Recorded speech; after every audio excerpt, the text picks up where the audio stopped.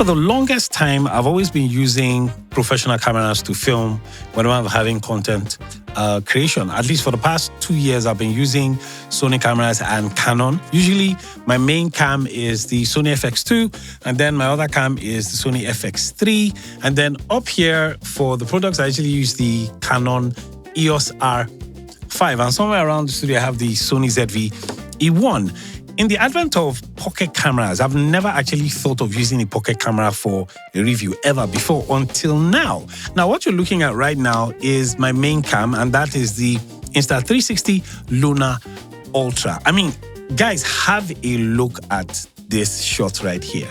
Would you believe, if I didn't tell you, would you believe? I mean, some of you probably say, yeah, depth of field. Well, that's because I didn't plan it. I just decided to have an open view recording.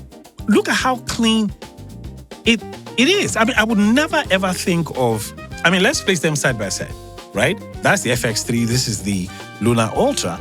I would never on a good day ever think of using a pocket camera. But with the advent of pocket cameras, it's becoming evident that we do not have to use conventional cameras to shoot. We can actually use pocket cameras. And I'm shooting in iLog, and this is the 2x zoom on the Luna. Let me zoom in one more time so you see exactly how perfect this thing looks.